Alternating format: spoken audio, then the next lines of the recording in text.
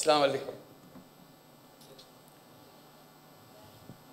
সবার শুরুতে আজকে যারা পুরস্কার পেলেন তাদের সবাইকে অভিনন্দন জানাচ্ছি এবং তাদের সবার জন্য আমরা দাঁড়িয়ে একটা হাততালি দিই, অভিনন্দন জানাই।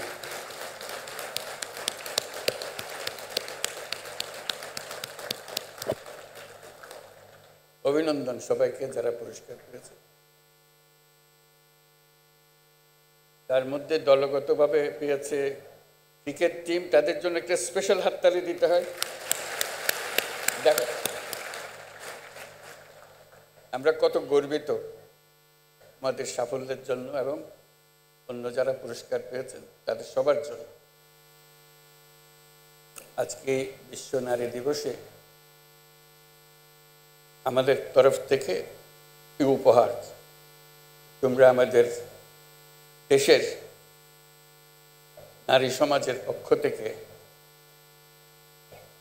আমাদের সারা পৃথিবীর সামনে আমাদের তুলে ধরেছে, সেই জন্য এই অভিনন্দন। আরেকটা অভিনন্দন এবং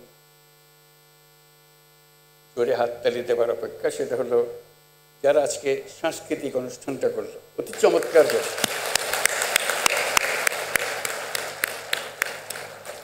অপূর্বভাবে তারা আমাদের মনের কথা, আমাদের আকুতি সব তুলে ধরেছে।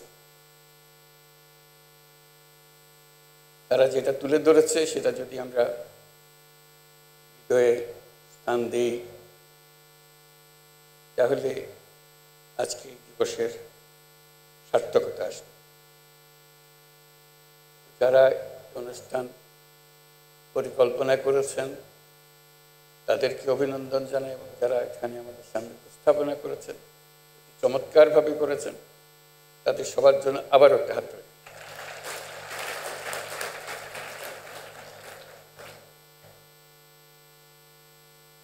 আমরা এই উপলক্ষে দু চারটা জিনিস নিয়ে আলাপ করি। এখানে আনুষ্ঠানিকভাবে আমার লিখিত বক্তৃতা আছে। বিসমিল্লাহির রহমানির রহিম।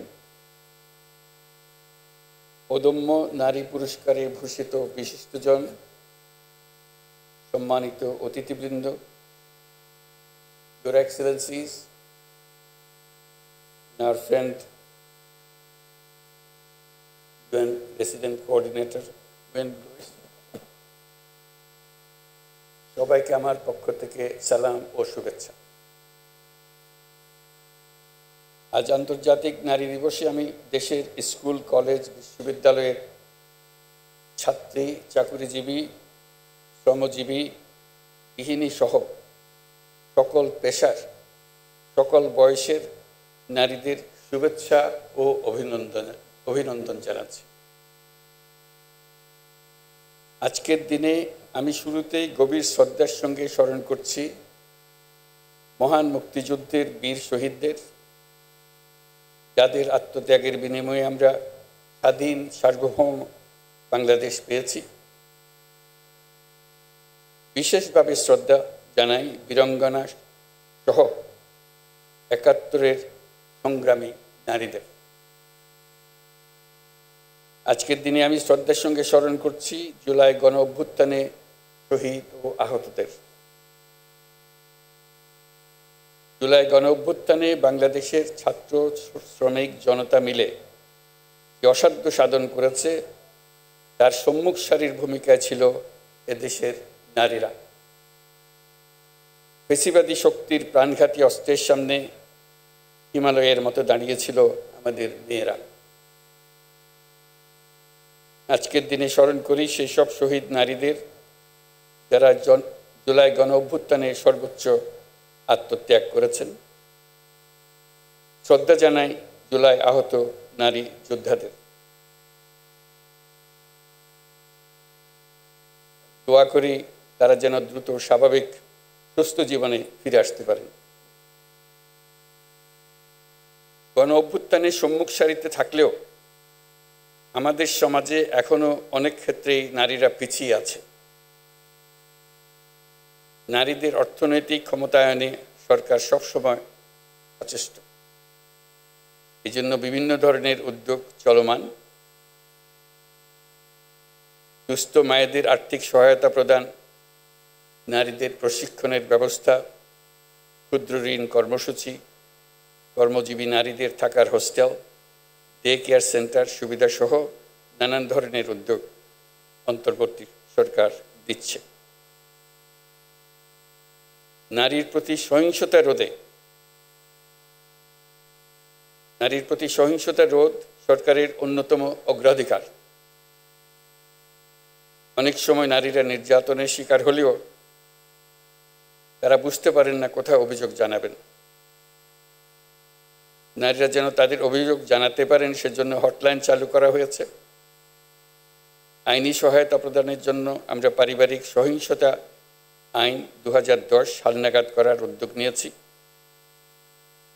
যৌন হয়রানি প্রতিরোধ ও সুরক্ষা আইন প্রণয়নের কাজেও আমরা হাত দিয়েছি।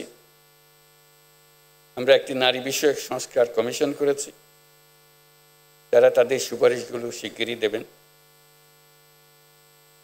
সম্প্রতি মহিলাদের উপর যে জঘন্য হামলার খবর আসছে তা গভীরভাবে উদ্বেগজনক।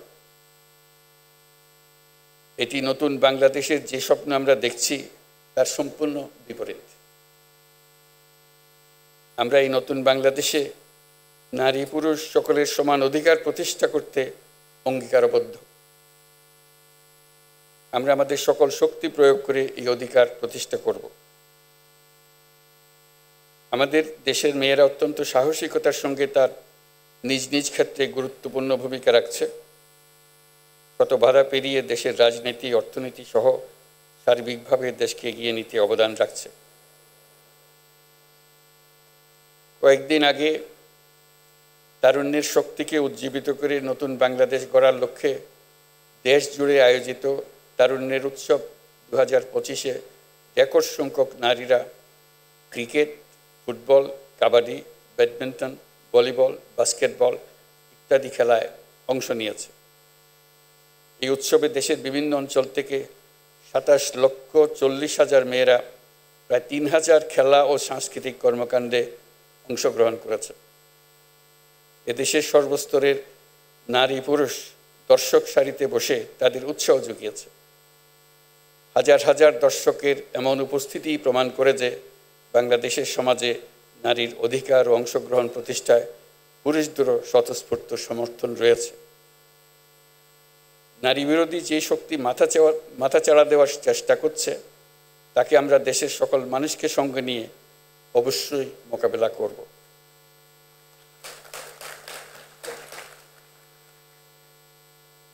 তাছাড়া আমাদের সমাজে এখনো এমন বহু মানুষ আছে যারা নিপীড়িত মানুষদের পাশে দাঁড়ানোর বদলে তাদের খাটো করে দেখে, অবজ্ঞার চোখে দেখে।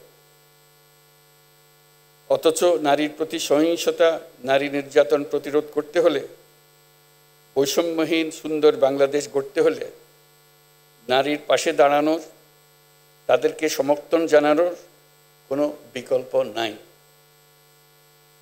আমাদের সমাজে নারীকে খাটো করে দেখার এই দৃষ্টিভঙ্গি পাল্টাতে হবে। তা না হলে আমাদের কোনো ভবিষ্যৎ নাই। আপনারা জানেন, পতিত স্বৈরাচার দেশে নৈরাজ্য সৃষ্টি করতে বিপুল পরিমাণ অর্থ বিনিয়োগ করে যাচ্ছে। আমাদেরকে এখন ততটাই সতর্ক থাকতে হবে যেমনটা আমরা যুদ্ধের মতো পরিস্থিতিতে আছি। নারী ও শিশুদের নিরাপত্তা রক্ষায় সর্বোচ্চ সজাগ থাকুন।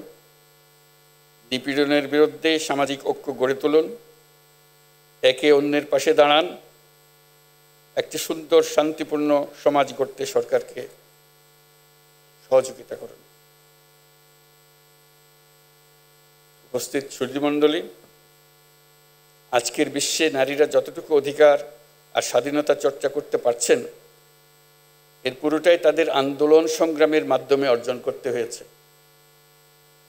আন্তর্জাতিক নারী দিবসের সূচনা হয়েছিল নারীদের অর্থনৈতিক ও রাজনৈতিক সংগ্রামের মধ্য দিয়ে। বাংলাদেশেও নারীরা ন্যায্য অধিকারের জন্য যুগ যুগ ধরে সংগ্রাম করে এসছে। তেবাগা থেকে শুরু করে ব্রিটিশ বিরোধী আন্দোলন, ভাষা আন্দোলন থেকে মুক্তিযুদ্ধে বাংলার নারী সমাজ সক্রিয় ভূমিকা রেখেছে। ইতিহাসের অনেক বীর নারীদের আমরা ভুলে গেছি, তাদের অবদানের কথা আমরা আর জানি না, কিন্তু জুলাই কন্যাদের নেতৃত্ব আত্মত্যাগের কথা আমরা কিছুতেই ভুলে যেতে দেব না।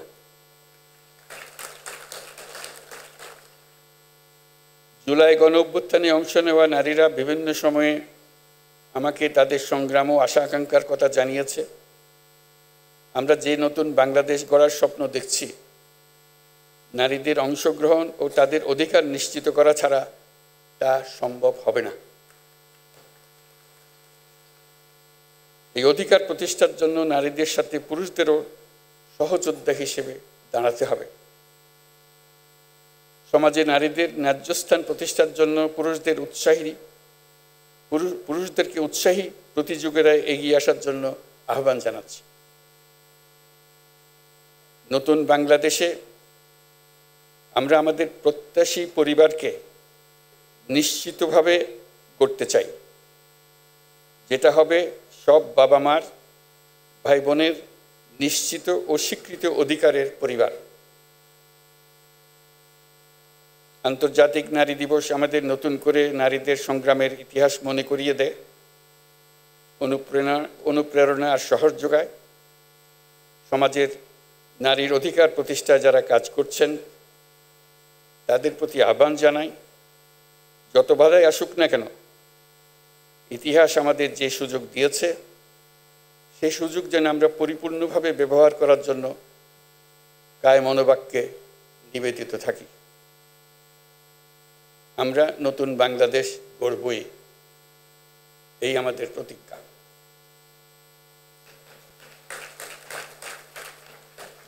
মহান আল্লাহ আমাদের সহায় হন। আল্লাহ হাফিজ। আসসালামু আলাইকুম।